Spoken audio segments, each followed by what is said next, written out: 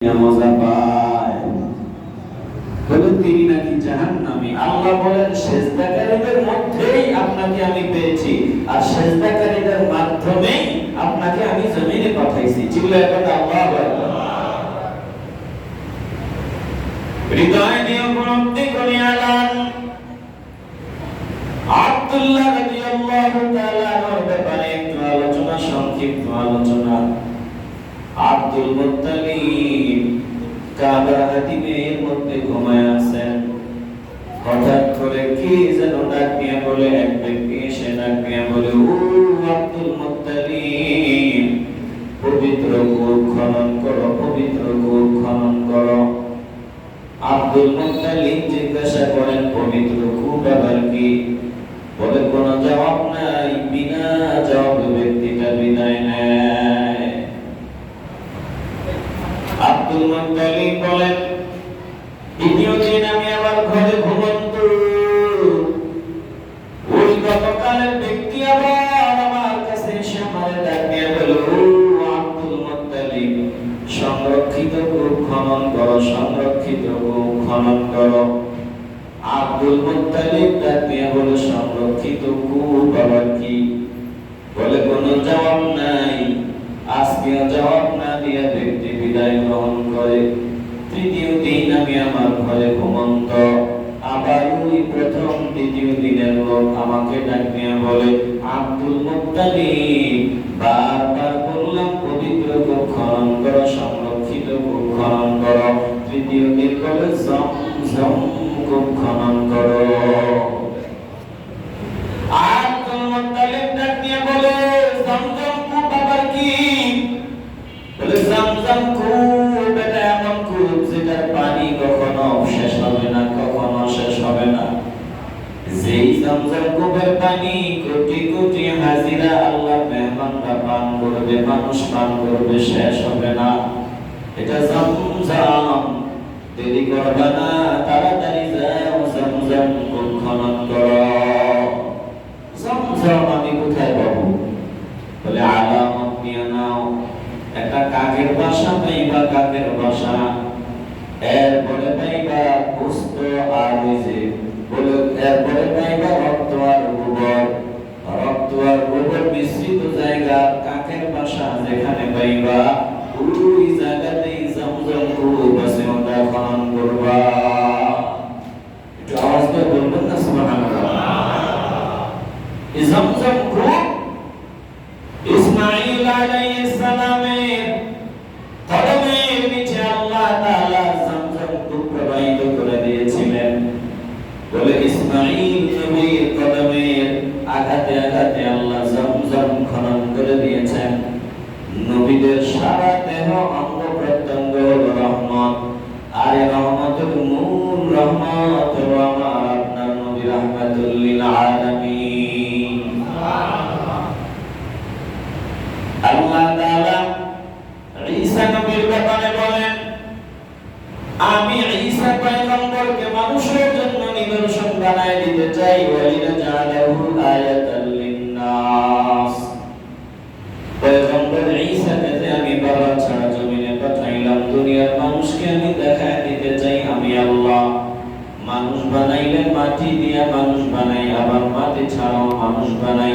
মাটির নির্যাসন লাগে না, সুলালাতিন মিন তিন লাগে না, আবার ওই বীর্য লাগে না, পানিও লাগে না, পুরুষের ছোঁয়াও লাগে না, কিছুই লাগে না। আমি আল্লাহ চাইলে পরিপূর্ণ মানুষ মাটি আর পানি ছাড়াও বানাইতে পারি। জোরে বল আল্লাহু আকবার। ওয়ালিনা জাআলাহু আয়াতাল লিন-নাস ওয়া রাহমাতাম মিন্না।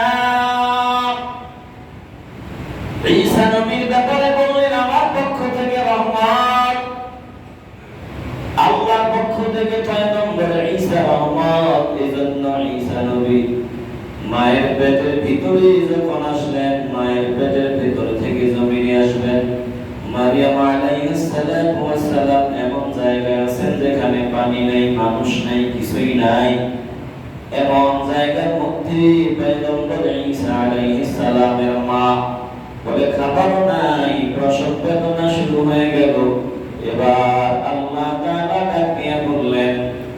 আল্লাহ ফেরেশতা পাঠিয়ে দিলেন। ফেরেশতা ডেকে বলে ওয়াহুযি ইলাইকি বিজিদিন নাখলা তুসাকিতু আলাইকি রতাবান জানিয়া ফাকুলি ওয়াশরাবি ওয়া qarri আইনা ফাইম্মা তারাইন্না মিনাল বাশারি আহাদা ফাকুলি ইন্নী নাযারতু লিররহমানি সাওমা ফালান উকাল্লিমাল ইয়াওমা ইনসিয়া।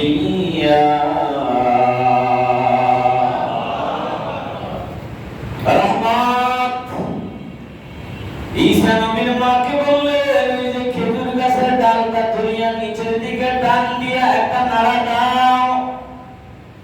মরা খেজুর গাছ, যেটাতে খেজুর নাই, কিছুই নাই, ওই মরা খেজুর গাছ থেকে তুসাকিতু আলাইকি রতাবান জানিয়া বলে নাড়া দিতে দেরি হয় আর মরা খেজুর গাছ থেকে টাটকা পাকা খেজুর ঝরে পড়তে দেরি হয় না। বলেন না আল্লাহু আকবার। রহমত যেখানে কোনো কিছুর ব্যবস্থা না থাকলেও আল্লাহ ওখানে ব্যবস্থা করে দেয়। এবার মারিয়াম খেজুর গাছের ডাল ধরে নিজের দিকে টান দেয়, টাটকা পাকা খেজুর। আবার বলে শুনিয়া দাও, তোমার হাতের নাগালেই দেখো পানির কোনো ব্যবস্থা নাই, কোনো পানির ব্যবস্থা নাই, শুধু নজর দাও, দেখবা তোমার হাতের নাগাল থেকে কি সুন্দর মিষ্টি পানি, স্বচ্ছ পিওর নির্ভেজাল পানি বের হয়। বলে রহমত আছে যেখানে সব ব্যবস্থা আছে ওখানে চলে গেল। আল্লাহু আকবার। আল্লাহ নবী রাহমাতুল লিল আলামিনের রহমতের অংশ ঈসা আলাইহিস সালাম। বলে সব নবী আমার নবী থেকে, সব নবী আমার নবী থেকে, আমরা সব মানুষ আদম থেকে, আর আদম নবী হলেন আমার নবী থেকে। জোরে বলেন আল্লাহু আকবার। একটু দিল দিয়ে অনুধাবন করি আল্লাহ রাহমাতুল লিল আলামিন রহমত কেমন রহমত। বলে ঈসা নবী রহমত, নূহ নবী রহমত, পয়গম্বর ইউসুফ আলাইহিস সালাম রহমত, সব নবীরাই নিয়ামত, সব নবীরাই রহমত।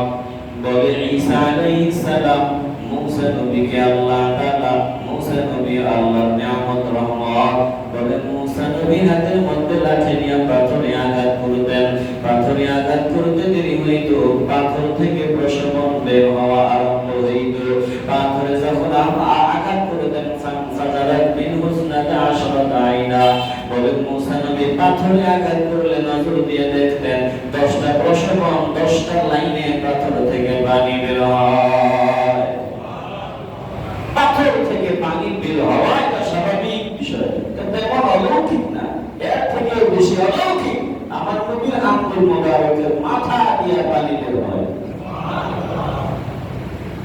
আব্দুল্লাহ ইবনে মাসউদ বলেন দুনিয়ার মানুষরা রহমতে আলম কেমন।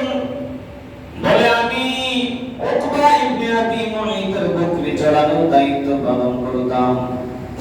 আল্লাহ নবী মক্কা থেকে যখন হিজরত করে বন্ধু আবু বকরকে নিয়ে মদিনার দিকে আগমন করে, আমি নজর দিয়ে দেখলাম দুইজন ব্যক্তি, তখন আমি নবীকে চিনতাম না। দুইজন ব্যক্তি আমার দিকে আসতেছে। আব্দুল্লাহ ইবনে মাসউদ বলেন আমার দিকে আসিয়া ওই দুই ব্যক্তি বলল, এরে খোকা, ও আল্লাহর বান্দা, আমাদেরকে একটু দুধ পান করাও, তোমাদের বকরিগুলো থেকে আমাদেরকে একটু দুধ পান করাও। আব্দুল্লাহ ইবনে মাসউদ বলেন আমি তখন নবীকে চিনতাম না। আব্দুল্লাহ ইবনে মাসউদ বলেন আমি ডাক দিয়ে বললাম, বকরিগুলো আমার না, এগুলো দেখভালের দায়িত্ব আমার, এগুলোর মালিক হলো আরেকজন, অতএব আমার অধিকার নাই এই বকরি থেকে দুধ পান করাবা।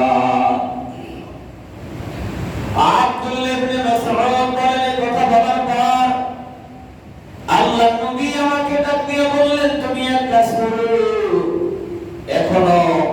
এখনো বড় হয় নাই, ছোট বকরি আছে নাকি, যেটা এখনো গর্ভবতী হয় নাই, এমন বকরি আছে নাকি? বলে আছে। বলে বকরিটা আমার সামনে হাজির করো। আব্দুল্লাহ ইবনে মাসউদ বলেন ওই ছোট বকরি আল্লাহর নবীর সামনে হাজির করলাম, নজর দিয়ে দেখলাম রাহমাতুল লিল আলামিন হাত মোবারক ওই বকরির স্তনের মধ্যে দিয়ে বলে লম্বা হও, নিচে যাও, বড় হও, বলে বলতে দেরি হয়। আব্দুল্লাহ ইবনে মাসউদ বলেন আমি নজর দিয়ে দেখলাম ছোট বাচ্চা বকরির স্তন দুগ্ধ সহ ঝুলে পড়তে দেরি হয় না। আমার নবী গ্রহণ করলেন, পান করলেন। আবু বকর পান করে আব্দুল্লাহ ইবনে মাসউদকে বলে তুমিও পান করো। এবার বলে আবার যেমন ছিল তেমন হয়ে যাও, বলতে দেরি হয়। ওই ছাগলের স্তন যেমন ছিল তেমন হতে দেরি হয় না। জোরে বলে আল্লাহু আকবার। আলী রাদিয়াল্লাহু তাআলা বলেন পানি নাই, পানি নাই, পানি পিপাসায় সবাই কাতর। রাহমাতুল লিল আলামিনের সামনে সবাই হাজির হয়ে বিভিন্ন ওযর আপত্তি পেশ করে পানি নাই পান করার মতো, ওযু করার মতো। আল্লাহ নবী বলেন ওইদিকে যাও, গিয়ে দেখো কেউ পানি নিয়ে আসতেছে কিনা, তাকে আমার কাছে নিয়ে আসবা। আলী রাদিয়াল্লাহু তাআলা সবাইকে গিয়ে দেখেন আল্লাহর এক বান্দী ওদের উপরে মশকটা ভালো করে বান্ধিয়া কোথা থেকে জানি পানি নিয়ে আসছে। আলী বলেন পানি কোথায় আছে? বলে পানি এমন জায়গায় আছে, এখানে আমাকে দেখতেছো, আজ আমি এখানে, গতকাল আমি ছিলাম ওখানে, ওখান থেকে আসতে এখানে এত সময় লাগছে, এত দূরে। আলী রাদিয়াল্লাহু তাআলা বলেন এত দূরে যাওয়া সম্ভব না, বরং তুমি চলো আল্লাহর নবীর সামনে চলো। এবার দেখি আল্লাহর নবীর সামনে হাজির করা হয়। এবার রাহমাতুল লিল আলামিন বলে আলাদা একটা পেয়ালা নাও। ওটা নেওয়ার পরে বলে ওর মস্ত থেকে একটু সামান্য পানি আমার কাছে নিয়ে আসো। সামান্য পানি নিয়ে আসার পর আল্লাহর নবী মুখে দিলেন, মুখে দিয়ে পানিটা আবার এই মস্তে রাখলেন, রেখে বললেন যাও যাও যাও, এই পানিটা আল্লাহর বান্দার মস্তের ভিতরে ঢেলে দাও। বলে পানিটা ঢালতে দেরি হয়, পানি ওই মস্ত থেকে উচ্চায়া উচ্চায়া বের হতে দেরি হয় না। একটু জোরে বলুন আল্লাহু আকবার। সাহাবায়ে কেরামরা জমা করেন, তৃপ্তিমতো পান করেন। এবার আল্লাহর নবী চাইলেন এই মস্তের পানি প্রবাহিত হওয়া বন্ধ হয়। আল্লাহর নবী আল্লাহর বান্দাকে ডাক দিয়ে বলে তোমার পানি কিন্তু আমরা পান করি নাই, আল্লাহ পান করাইছেন, এরপরে তুমি পুরস্কার নিয়ে যাও। সবাই ডাক দিয়ে বলে খাবার আসেনি, খাবার দাও। সবাই খেজুর সংগ্রহ করে আর অন্যান্য খাবার সংগ্রহ করে আল্লাহর বান্দাকে দিয়ে দেয়। আল্লাহর বান্দী খুশি হয়ে বাড়ি ফিরে যায়। জোরে বলে আল্লাহু আকবার। হুদায়বিয়া সন্ধির সময় রাহমাতুল লিল আলামিন হাজির। সাহাবায়ে কেরাম সামনে আছেন, সাহাবায়ে কেরামের পানি নাই, ক্ষুধায় কাতর, পিপাসার্ত, খায় ফোঁটা পানির ব্যবস্থাও নাই। আল্লাহর নবীর সামনে এসে সবাই কান্না করে, পানির ব্যবস্থা নাই, বুকের সাথে ফেটে যাইতেছে, এক ফোঁটা পানিও নাই। আল্লাহর নবী বলে দেখো সামান্য কোনো পানি পাওয়া যায় কিনা। বলে সামান্য একটু পানি, কয়েক ফোঁটা পানি। আল্লাহর নবীর হাত মোবারক ওটার ভিতরে ঢুকাইলেন, আবার বের করলেন, নজর দিয়ে দেখে আঙ্গুল মোবারকের মাথা দিয়া ঝর্ণার চাইতেও দ্রুত বেগে পানি বের হয়। একটু আওয়াজ দিয়ে বলেন আল্লাহু আকবার। হৃদয় দিয়ে উপলব্ধি করে এবং সাহাবায়ে কেরাম তৃপ্তিমতো পান করেন, জমা করেন। জিজ্ঞাসা করা হয় সংখ্যায় কতজন ছিলেন? বলে আমরা সংখ্যায় 13,000-এর কাছাকাছি 1400 ব্যক্তি ছিলাম। কসম আল্লাহ, আল্লাহর নবীর আঙ্গুল মোবারক দিয়ে যেভাবে পানি প্রবাহিত হওয়া শুরু হয়, আমরা 1400 না, যদি হাজার হাজার লাখ মানুষ হইতাম, লক্ষ মানুষ হইতাম, আমাদের অভাব হইত না। জোরে বলেন আল্লাহু আকবার। চিল্লায়ে বলেন আল্লাহু আকবার। হৃদয় দিয়ে উপলব্ধি করে আলম zamzam কূপ খনন করার জন্য আব্দুল মুত্তালিবকে স্বপ্নে দেখানো হয়। প্রথম রাত স্বপ্নে দেখলেন সংরক্ষিত কূপ খনন করো, দ্বিতীয় রাত স্বপ্ন দেখলেন পবিত্র কূপ খনন করো, তৃতীয় রাত স্বপ্ন দেখলেন zamzam খনন করো, zamzam। বলে zamzam কি? zamzam এর পরিচয় দিয়ে দেওয়া হয়। এবার আব্দুল মুত্তালিব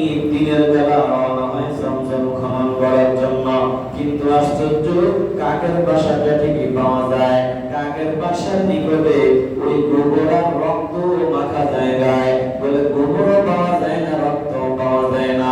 হঠাৎ করে নজর দিয়ে দেখে একটা গাভী ঠিক ওই জায়গায় হাজির। আল্লাহর বান্দা দৌড়া দৌড়া গাভীর কাছে আসলো, ওখানেই ওটাকে জবাই করে দেওয়া হয়। ওই গাভীটা জবাই করার পর রক্ত প্রবাহিত হয়, আবার জবাইয়ের পর ভিতরের গোবরগুলো বের হয়। বলে গোবর আর রক্ত মিশ্রিত জায়গাও পেয়ে যায়, আবার কাকের বাসাও পেয়ে যায়। এবার আব্দুল মুত্তালিব ওই জায়গায় খনন কাজ আরম্ভ করলেন। আর কুরাইশের ব্যক্তিরা আসিয়া বাধা দেয়, যখন জমজম পানির কাছাকাছি চলে যায় ওরা বাধা দেয়, আব্দুল মুত্তালিবকে জমজম থেকে দূরে সরিয়ে দেয়। আব্দুল মুত্তালিব ওই সময় নিয়ত করেছে, আল্লাহ আজ আমার শক্তি নাই, তাদের পাওয়ার তাদের ক্ষমতার জন্য জমজম থেকে আমাকে মাইনাস করে।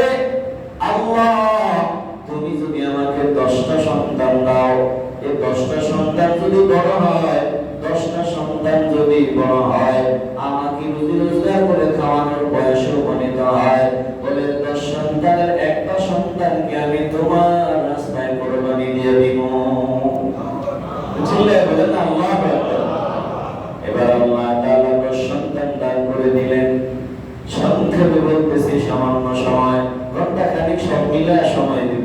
এই তো 10টা, অসুবিধা হবে না তো? অসুবিধা হবে না তো? আল্লাহ কবুল করেন, জোরে বলেন আমিন। দুরূদ শরীফ পড়েন, আল্লাহুম্মা সাল্লি মাওলানা মুহাম্মাদ ওয়া আলা আলি সাইয়্যিদিনা মাওলানা আল্লাহুম্মা সাল্লি মাওলানা মুহাম্মাদ ওয়া আলা আলি মাওলানা রব্বি আমি কেমনে থাকবো মাওলা কবরে, সাথী নাই রে বাতি নাই রে মাওলা ওই ঘরে, সাথী নাই রে বাতি নাই রে মাওলা ওই ঘরে। মালাকুল মউত আসবে যেদিন আমার দ্বারে, প্রাণ পাখি দেহের থেকে নিবে বের করে, প্রাণ পাখি দেহের থেকে নিবে বের করে, পাপি আমি কেমনে থাকবো মাওলা কবরে,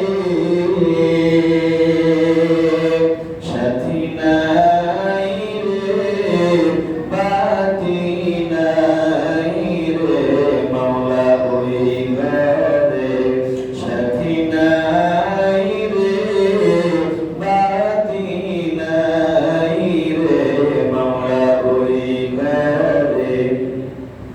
এত সাথের ঘর বাড়ি বিছানা,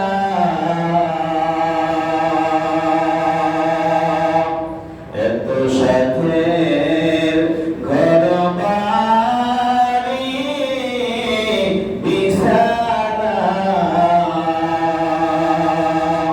এসব রেখে দিতে চায় না মনে রওয়ানা, এসব রেখে দিতে চায় না মনে রওয়ানা, পাপি আমি কেমনে থাকবো মাওলা কবরে,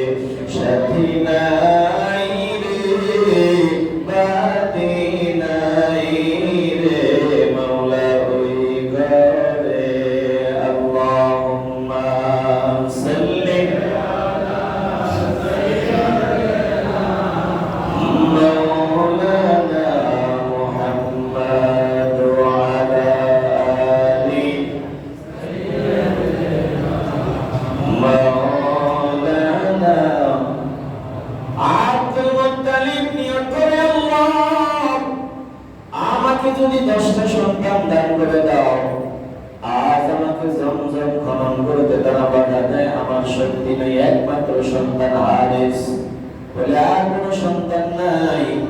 এবার আব্দুল মুত্তালিব ওখানে নিয়ত করে, আল্লাহ যদি 10টা সন্তান দাও, 10টা সন্তান যদি বড় হয়, আমি একটা সন্তানকে তোমার রাস্তায় জবাই করব, কোরবানি দিয়ে দিব। বলে মঞ্জুর। আল্লাহ তাআলা আব্দুল মুত্তালিবকে 10 সন্তান দান করলেন। সর্বকনিষ্ঠ সবথেকে ছোট সন্তান হলো আব্দুল্লাহ। আব্দুল্লাহকে আল্লাহ এমন আকৃতি দিলেন যে কেউ নজর দেয় আর প্রেমে পড়ে যায়। চেহারার মধ্যে নূর চমকায়, চেহারার মধ্যে লাইটিং হয়। বলে 10 সন্তানের মধ্যে আব্দুল্লাহর চেহারাটা অন্যরকম। যে কেউ নজর দেয় এক নজরেই পাগল হয়। আব্দুল্লাহকে আল্লাহ এত সুন্দর করে বানাইলেন।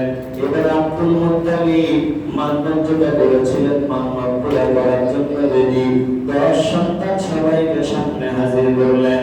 আব্দুল মুত্তালিব 10 সন্তানকে ডাক দিয়ে বলে, বাবারা, আমি কিন্তু মান্নাত করেছিলাম আর বহু বছর আগে, জমজম খনন করার সময় যখন কুরাইশের লোকগুলা বাধা দেয়, আমার জমজম খনন করতে দেয় নাই, তখন আমি আল্লাহর দরবারে মান্নাত করেছিলাম, আল্লাহ তুমি যদি আমার 10টা সন্তান দাও, একটা সন্তান তোমার রাস্তায় কোরবানি দিয়ে দেব। আল্লাহ তো 10 সন্তান দিলেন, এবার আমি একজনকে আল্লাহর রাস্তায় কোরবানি দিব। ও সন্তানের দাও, বলো বলো বলো, তোমরা কি কোরবানি হতে রেডি?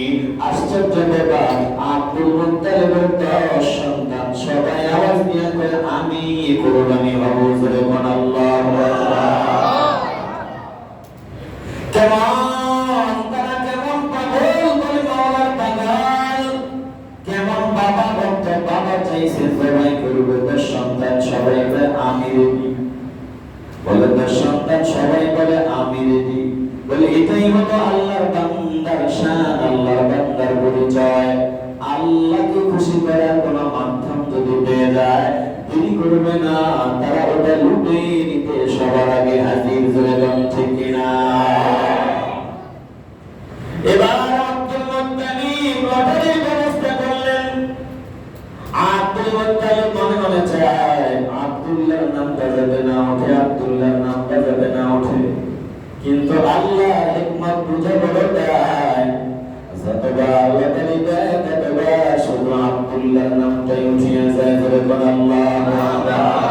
তোমার হিকমত বুঝতে পারে সাধ্য আছে কার, তোমার হিকমত বুঝতে পারে সাধ্য আছে কার, তুমি সারা, তুমি মহান, তুমি মহাকারিগর। আল্লাহু আকবার, আল্লাহু আকবার, আল্লাহু আকবার, আল্লাহু আকবার। একটু বলেন না, আল্লাহ বড় আওয়াজ দেন, আল্লাহু আকবার, আল্লাহু আকবার, আল্লাহু আকবার, আল্লাহু আকবার। কওয়াল তুমি বানাইলা টাকা পয়সাওয়ালা, কারো হাতে উঠাই দিলা ভিখারি থালা। চলে এখন আল্লাহু আকবার। কওয়াল তুমি বানাইলা আতুর ল্যাংড়া লুলা, কওরে আবার তৌফিক দিলা হাঁটাও চলার, হাঁটাও চলার। এসব তোমার হিকমত মাওলা, বুঝার সাধ্যকার। তুমি সারা, তুমি মহান, তুমি মহাকারিগর। আল্লাহু আকবার। মহাব্বতে আল্লাহু আকবার, আল্লাহু আকবার, আল্লাহু আকবার। তোমার হিকমত বুঝতে পারে সাধ্য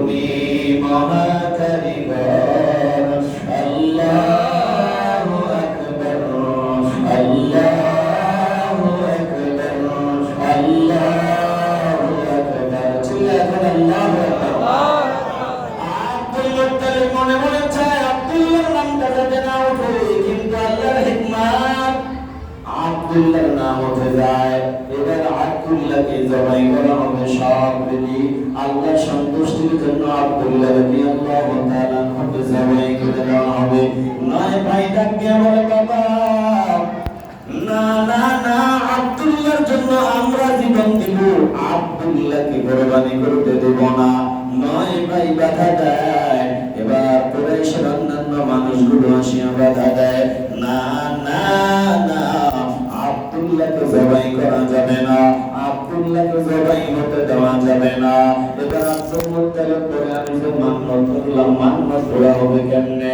সবাই পরামর্শ দেয় হিজাজে একজন মহিলা আছে ওই মহিলার সাথে জিনদের ভালো সম্পর্ক তুমি ওই মহিলার কাছে যাও ওই মহিলার থেকে একটা পরামর্শ নিয়া বলে দেখো কি করা যায় যাও এই মহিলা যদি বলে জবাই দেওয়ার জন্য আমরা বাধা দেব না আব্দুল মুত্তালিব এবার হিজাজের দিকে রওনা দেয় প্রতিমধ্যে খাইবার নামক জায়গার মধ্যে ওই মহিলাকে পেয়ে যায় এবার আব্দুল মুত্তালিব ওই মহিলার কাছে সব খুলিয়ে বলল এবার আল্লাহর বান্দী ডাক দিয়ে বলে মহিলা ডাক দিয়ে বলে আমি জিনদের সাথে এই পরামর্শ করিয়া দেখবো কি বলা যায় আগামী দিন আসবা আগামী দিন একটা পরামর্শ দিয়ে দেবো আব্দুল মুত্তালিব আবার পরের দিন যায় এবার ওই মহিলা ডাক দিয়ে বলে তোমাদের দেশে মুক্তিপণ কোন হিসাবে বলে একটা মানুষের মুক্তিপণ হিসাবে 10টা অন দেওয়া হয় 10টা অন এবার এই মহিলা ডাক দিয়ে বলে যাও যাও যাও 10টা অন দিবা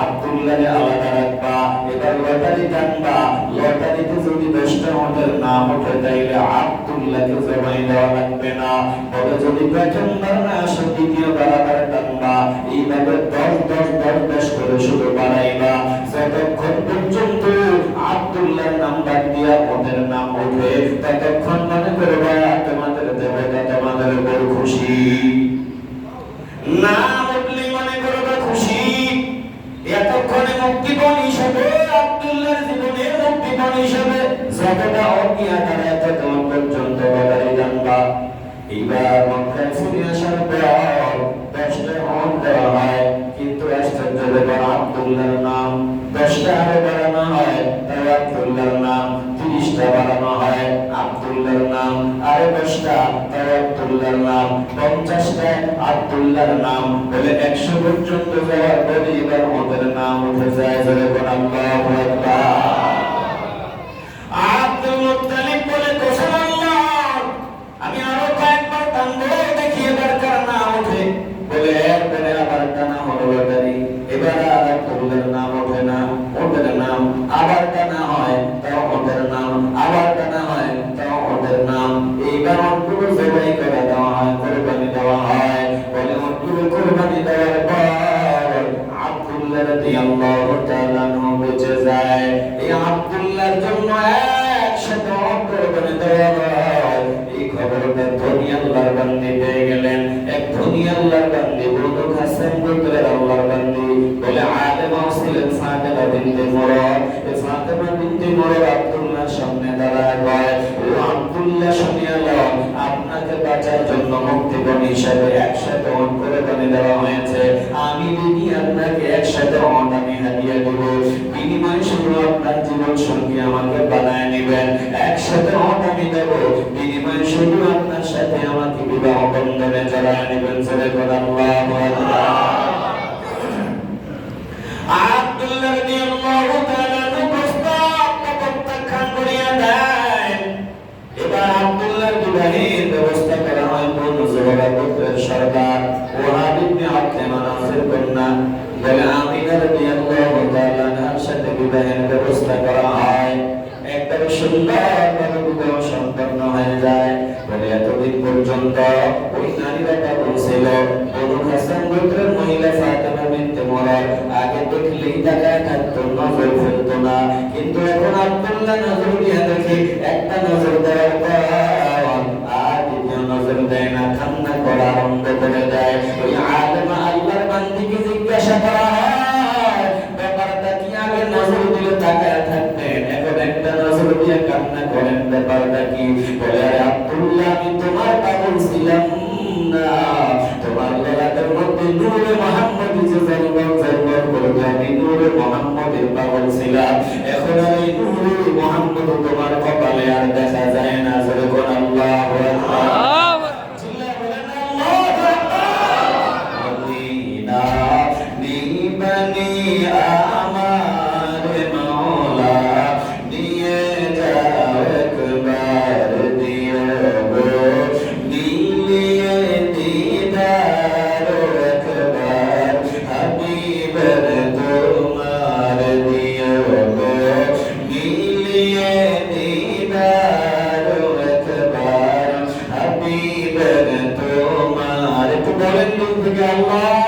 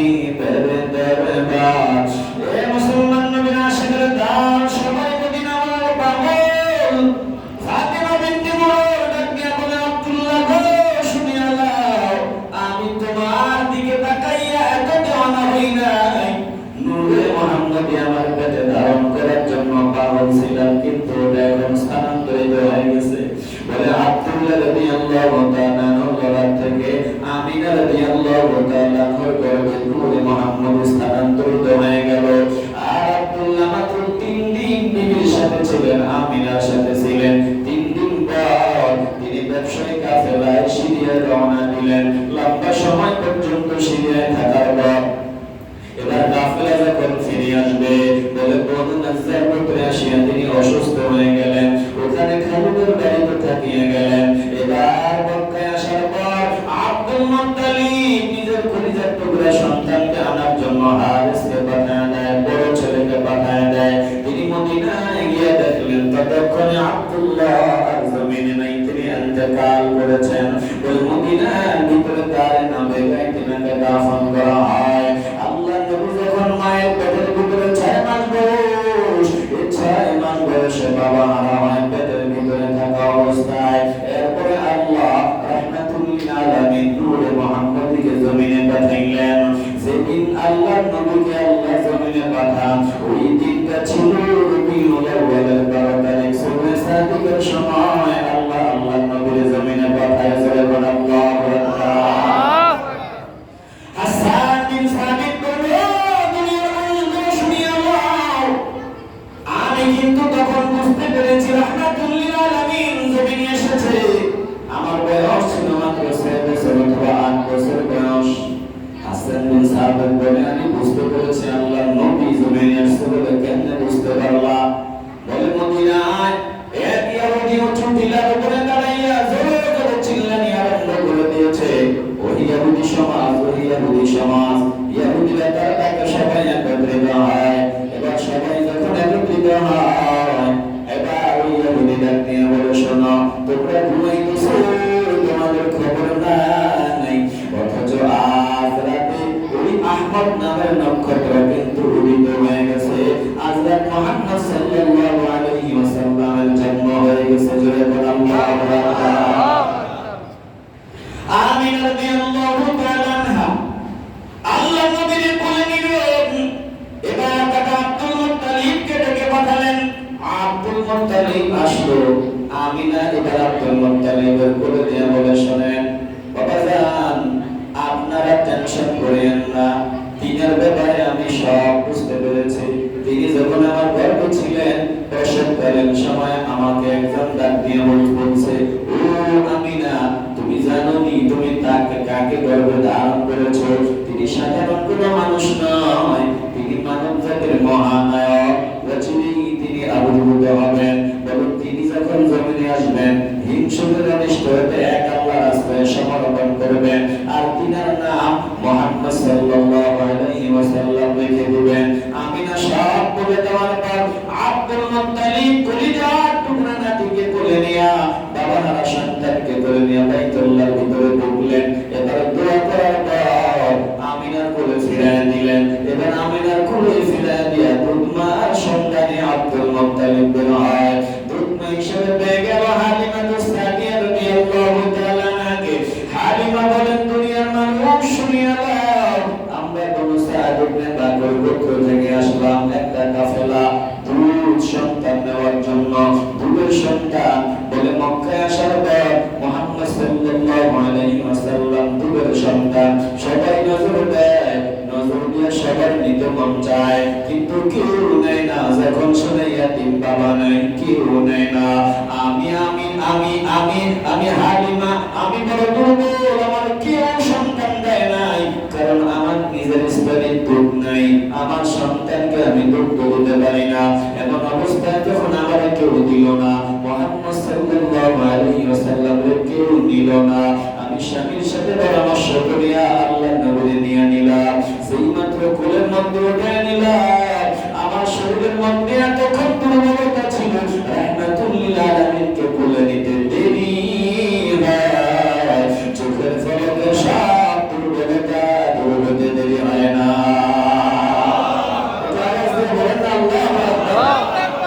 আমার স্তনের মধ্যে দুগ্ধ জমা হয়ে গেল। আমার ওই সন্তানটা কান্না করতো, আমার নিজের যেই সন্তানের কান্না থামাইতে পারতাম না।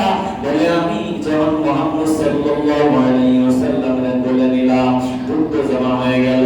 আমার সন্তান এতদিনে এই প্রথমবার পৃথিবীটা দুধ পান করলো, সাথে মুহাম্মদ সাল্লাল্লাহু আলাইহি ওয়াসাল্লাম দুধ পান করলো। বলে, যতদিন আমার কাছে ছিল শুধু বরকত আর বরকত, বরকত আর বরকত, অভাব অনটন নাই, শুধু বরকত আর বরকত। চোখের পলকে 2 বছর কোন দিক দিয়ে চলে গেল টেরও পাইলাম না। 2 বছর পর এবার আমিনার কাছে ফিরে দিতে হবে। আমিনার কাছে যখন ফিরে দিব, নিজের মনকে বুঝাইতে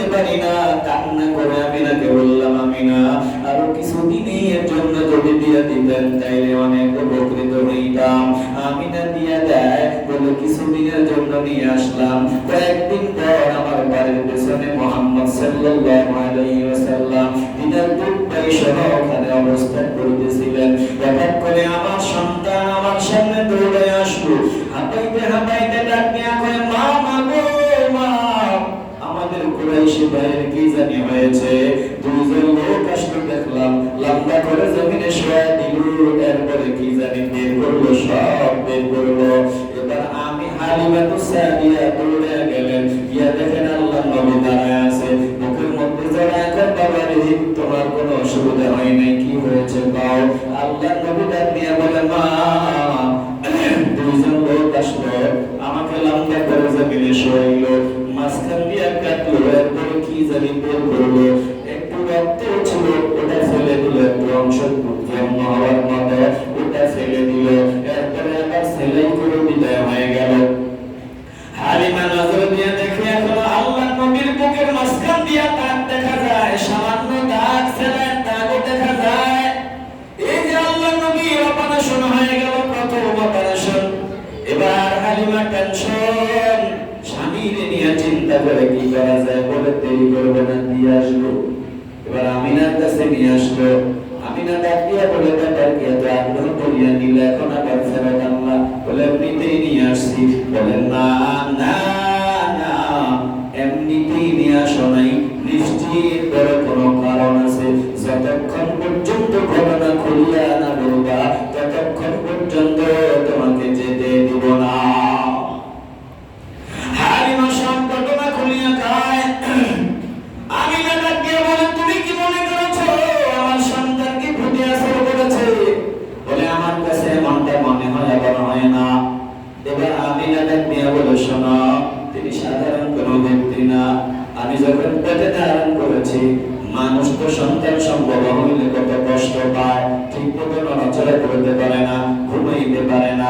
বলে তিনি যে আমার পেটে ছিলেন একটু কষ্ট পাই নাই, আমার পেটে কেউ আছে এটা আমি অনুভব করি নাই। বলে একেবারে হালকা। এরপরে জমিনে আসার পদ্ধতিটাও ভিন্ন। ওই যে লজ্জাস্থান দিয়ে অন্যরা যেভাবে আসে ওইভাবে না। বলে কুদরতের অপারেশন সুন্দরভাবে চলে আসলো। এরপরে আসার পরে কি দেখলাম, দুইটা হাত জমিনে রাখিয়া, মাথাটা উপরের দিকে রাখিয়া আল্লাহর সাথে কথা কয়, মাওলার সাথে কথা কয়। বলে তিনি সাধারণ কোনো ব্যক্তি না। আমাকে একজন আগন্তুক ডাক দিয়া বলছে, তিনার পরিচয় দিয়ে গেছে, ও হালিমা, যাও যাও যাও, আমার পরিচয় টুকরার জন্য দোয়া করে বিদায় নাও। আল্লাহু আকবার। আল্লাহ নবী মায়ের সাথে ছিলেন 6 বছর পর্যন্ত। 6 বছর পর মানাদের বাড়ি বেড়াইতে গেলেন। প্রতিমধ্যে মা অসুস্থ হয়, 6 বছর বয়সে মাকেও হারান। এবার মাও নাই, বাবাও নাই। দাদা আব্দুল মুত্তালিব আছে। বলে আব্দুল মুত্তালিব অনেক ভালোবাসতেন, মহব্বত করতেন। আরো 2 বছর যখন গুজারিয়া যায়, দাদা আব্দুল মুত্তালিব কেউ হারান। এখন আর কেউ নাই। বলে এবার আবু তালেবের কাছে আসলেন। আবু তালেব অনেক ভালোবাসতেন, অনেক মহব্বত করতেন। বলে আবু তালেব ফাতিমাকে মায়ার নজরে দেখতেন। একদিন তিনি সফরে রওনা দিয়েছেন। প্রতিমধ্যে সফরে রওনা দিয়েছেন, ভাতিজা ডাক নিয়ে বলে, চাচা আমাকে একা রাখিয়া যাবেন না, আমি আপনার সাথে যাব, আপনি সিরিয়া যাবেন, আমিও যাব। সবাই বলে, ছোট বাচ্চারা নেওয়া ঠিক হবে না, ব্যবসায়ী সফরে রওনা দিয়েছি, লম্বা সফর, এই ছোট বাচ্চারা নেওয়া কোনোভাবেই ঠিক হবে না। আবু তালেব ডাক নিয়ে বলেন, না না না, আমার বাবার সন্তান ভাতিজাকে আমি একা রাখিয়া যাব না। আল্লাহু আকবার। তিনি রওনা দিয়েছেন, চলতেছে সিরিয়ার বুসরা নামক জায়গায় যাওয়ার পর ওখানে একটা গির্জা, ওখানে এক পণ্ডিত পাদ্রী ছিল, তার কাছে আসমানি কিতাব সুরক্ষিত ছিল। ওই আসমানি কিতাবে তিনি সব আলামত পেয়েছেন, আখির নবীর আলামত। ওই পাদ্রী বাহিরা নামক পাদ্রী নজর দিয়ে দেখে কাফেলায় একটা বাচ্চা দেখা যায়। কাফেলায় মধ্যে একজনকে দেখা যায়, ওই একজন গাছের তলায় বসে আছে, গাছ ঝুঁকে দিনাকে ছায়া দেয়, গাছ যেমন মায়ের কোলে দিনাকে জড়ায় নেয়, আবার রৌদ্র যাকে গায়ে না লাগে, মেঘের ছায়া ঠিক ওনার উপরে অন্য কারো উপরে দেখা যায় না। বাহিরে নামক পাদ্রী এবার বুঝতে পারলেন তিনি মনে হয় সাধারণ কোনো ব্যক্তি না। এই কাফেলায় যত সদস্য ছিল সবাই ডাক দিয়া বলে, আজকে আপনাদের দাওয়াত, আপনাদেরকে আজকে তৃপ্তি মতো আমি পেট ভরা চারটা খাবার খাওয়াবো। সবাই ডাক দিয়ে বলে, বাহিরে গো, এতদিন পর্যন্ত তোমার এই কাফেলার কিনার দিয়ে আমরা আসা যাওয়া করতাম, রাস্তার কিনার দিয়া যাই, কতবার আঙ্গুল দিকে নজর দিলা, একটা বারো ডাকলা না, জিজ্ঞাসা করলে কথাও তুমি বলতা না, চুপচাপ। কিন্তু আজ তুমি ভিন্ন মহিমায় আবির্ভূত হয়েছ, কিছুই বুঝলাম না। মহিমা নামক পাকে ডাকিয়া বলি, তোমরা বোঝার দরকার নাই, আমি বুঝলাম। সকলের দাওয়াত, খাওয়া দাওয়া না করে যাবা না। এবার খাওয়া দাওয়ার ব্যবস্থা, সবাই খাবারের দস্তরে হাজির, কিন্তু বাহিরে নজর দিয়ে দেখে তিনি নাই। সিনার জন্য মেহমানদারি তিনাকে দেখা যায় না। চলে কোন আল্লাহু আকবার। বলে, আপনারা খাবার গ্রহণ করার আগে আমি জানতে চাই আপনাদের কেউ বাকি আছে? বলে, না না, কেউ বাকি নাই। বলে, না, কেউ একদম বাকি আছে। বলে, কেউ একদম বাকি আছে। বলে, তিনি আসবেন না, তিনি খাবার গ্রহণ করবেন না, আসবেন না। বলে, না না না, ওই যে ছোট যিনি আছেন, কাফেলার সর্বকনিষ্ঠ ছোট, তিনাকে আসতে বলো। এবার সাহাবায়ে কেরাম বলল, তারা যারা ওখানে ছিল ওরা সবাই গিয়া আল্লাহ নবী রাহমাতুল লিল আলামিনকে বলে উঠাইয়া নিয়ে আসলেন। বাহিরে অন্যদিকে নজর দেয় না, শুধু রাহমাতুল লিল আলামিনের দিকে তাকায় আছে। সবার খাওয়া দাওয়া সমাপ্ত। এবার বলে, আপনারা সবাই যান, আর আপনি একটু থাকেন। রাহমাতুল লিল আলামিনকে বললেন, আপনি একটু থাকেন, আপনি, আপনার সাথে আমার কিছু আলাদা কথা আছে। সবাই যখন চলিয়া যায়, এবার বাহিরে নামক পাগড়ি আল্লাহ নবীকে ডাকিয়া বলে, আপনার নাম? বলে, মুহাম্মদ। আমরা বলি সাল্লাল্লাহু আলাইহি ওয়াসাল্লাম। তাহলে আপনার এই সন্তানের এই সন্তানের অভিভাবক কে? আবু তালেব। বলে, আমি। বলে, আপনি ওর কি হন? বলে, আমি ওর বাবা। আমি ওর বাবা। বাহিরে ডাকিয়া বলে, না না না, আপনি ওর বাবা না, ভিন্ন কিছু হবেন।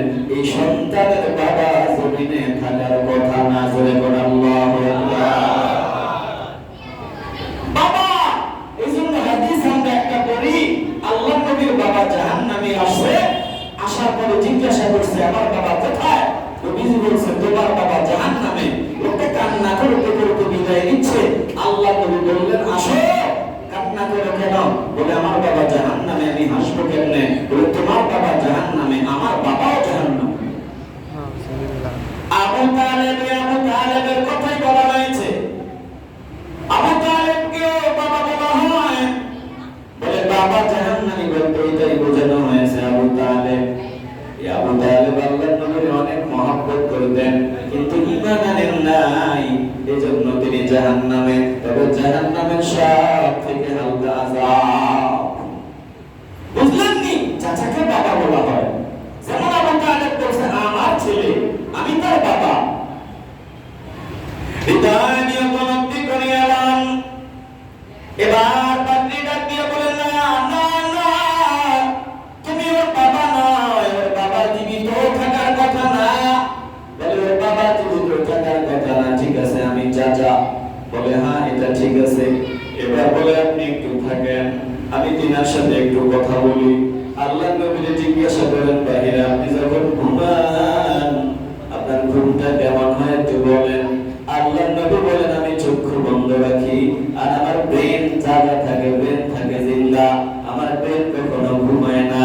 আমরা যখন ঘুমাই, আমাদের ব্রেন ঘুমায়, চক্ষু ঘুমায়, কল্প ঘুমায়, কিন্তু আল্লাহ নবী গোটা জিন্দেগিতে ঘুমাইতেন। কেমনে ঘুমাইতেন? শুধু চক্ষু মোবারক বন্ধ রাখতেন।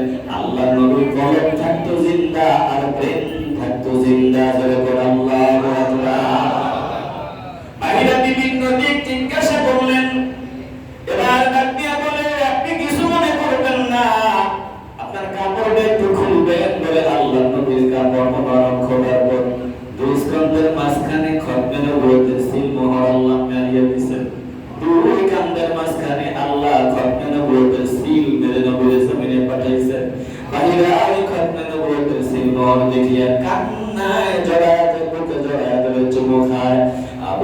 ওদেরকে ডাকে বলে আপনি কই যান? ফেরত যান, যেখানে রওনা দিছে ওইদিকে আর যাবেন না। ইহুদিরা যদি দিনের ব্যাপারে জানে দিনের ক্ষতি করে ফেলবে, দেরি করবেন না, তাড়াতাড়ি যান, আপনি বাড়ি ফেরত যান। চলে বলেন আল্লাহু আকবার। রাহমাতুল লিল আলামিন কে যারাই চিনছে তারাই দামি হয়ে গেছে। এই বাহিরের আলোচনা বলে আমরা করতেছি, এই বাহিরের নবীর চিনছে তার আলোচনা আমরা করতেছি। মুসলমান নবীর আশিকরা দল যারাই আল্লাহর নবীকে মনে প্রাণে মানিয়ে নিছে, আল্লাহ তাদের মর্যাদা বুলন্দ করে দিয়েছেন। নবীকে যারা ইজ্জত দিবে, সম্মান দিবে, আল্লাহ তাদের সম্মান বাড়ায় দিবেন। বলেন আমরা আল্লাহর নবীকে ভালোবেসে বাকি জিন্দেগি কাটাতে চাই কি চাই না? আজকে বলবেন না, জবাব করে বলেন চাই কি না? যদি মিলাদের আলোচনা তো লম্বা আলোচনা, কত কথা বলার সময় সুযোগ নাই, সময় অনেক হয়ে গেছে, প্রায় 1 ঘন্টার উপরে, 1 ঘন্টা বলে 20 মিনিট হয়ে গেছে। আমি আপনাদের আর কষ্ট দিব না, শুধু এইটুকুন বলবো, আল্লাহর নবী গোটা মানব জাতির জন্য এসেছেন। নবীকে আল্লাহ শিখায়া দেন। দোস্ত আপনি বলেন কুল ইয়া আইয়ুহান নাসু ইন্নী রাসূলুল্লাহি ইলাইকুম জামিআ, আমি সমস্ত মানব জাতির জন্য নবী হিসাবে, রাসূল হিসাবে জমিনে আসছি। এখন মানুষদের মধ্য থেকে যারা নবীকে চিনবে তাদের মর্যাদা আল্লাহ বাড়ায় দিবে, সম্মান আল্লাহ বাড়ায় দিবে। যারা নবীকে চিনবে না তারা মানুষ সুরতে, বাস্তবে মানুষ হওয়ার কোনো সুযোগ নেই। বলেন আমরা আল্লাহর নবীকে চিনতে চাইনি? চাই। আল্লাহ তাআলা বলেন লাকাদ কানা লাকুম ফি রাসূলিল্লাহি উসওয়াতুন হাসানা, তোমরা যারা নবী চাও, যারা আমাকে চাও, তোমাদের জন্য রাসূলের মধ্যে আমি সর্বশ্রেষ্ঠ আদর্শ আমি দিয়ে দিয়েছি। যারা আমাকে বিশ্বাস করো, আখিরাতে বিশ্বাস করো, আমার সামনে দাঁড়াতে হবে বলে স্বীকার করো, আমাকে স্মরণ করো, তোমাদের জন্য, মুমিনদের জন্য আমি রাসূলের মধ্যে সর্বোত্তম আদর্শ দিয়ে দিয়েছি। তাহলে মিলাদ, সিরাত, এই দুইটা আল্লাহর নবী। আমরা মিলাদও চাই, সিরাতও চাই। মিলাদ হলো ভালোবাসা, আর সিরাত হলো ভালোবাসার প্রমাণ। মিলাদ হলো মহব্বত, আর সিরাত হলো মহব্বতের প্রমাণ। তাহলে একটা ছাড়া আরেকটা চলে না। মহব্বত ছাড়া ইবাদতের কোনো দাম নাই, ইবাদত ছাড়া মহব্বত এটা শতভাগ বাতিল বলা যায় না। মহব্বতের দাম আছে, মহব্বতের দাম আছে, এজন্য মহব্বত মূল ফাউন্ডেশন। আমরা মিলাদে নবীর ভালোবাসায় এই যে দান সৎকার করব, নবীর ভালোবাসায় মিলাদে, মিলাদুন নবীর মাসে, মিলাদুন নবীর দিনে, মিলাদুন নবীর দিনে আমরা ইবাদত বন্দেগীর ব্যবস্থা করব। এই যে করছি না, শরীয়তের ভিতরে থেকেই তো করছি। এরপরে মানুষ যদি কেউ নবীর আগমনে খুশি হইয়া 10 টাকা দেয়, আল্লাহ তাআলা খুশি হয়ে তার নিয়ামত, দুনিয়ার নিয়ামত বাড়ায় দেয়। সহিহ হাদিসে আছে আবু লাহাব তো সুলাইমিয়াকে মুক্ত করে দেওয়ার কারণে আল্লাহ এই খুশির সময়টা শুনলেন যে মুহাম্মদ সাল্লাল্লাহু আলাইহি সাল্লামের আগমন হয়েছে, মুহাম্মদ জন্ম হয়েছে। তিনি সেটা জানতো না যে পরে যে তার ধর্মের বিরুদ্ধে বলবে। তো শুধু আগমনে খুশি হওয়ার কারণে আল্লাহ তাআলা প্রতি সন্ধ্যারে আবু লাহাবকে আযাবের মাঝখানে একটু শান্তির ব্যবস্থা করে দেয়। একটু আওয়াজ করে বলবেন না সুবহানাল্লাহ? তাহলে আমরা যদি খরচ করি, আমরা যদি খুশি উদযাপন করি, আশা করা যায় আল্লাহ আমাদেরকে মাফ করে দিবেন। আল্লাহ তাআলা আমাদের সকলকে কবুল মঞ্জুর করুন। জোরে বলেন আমিন।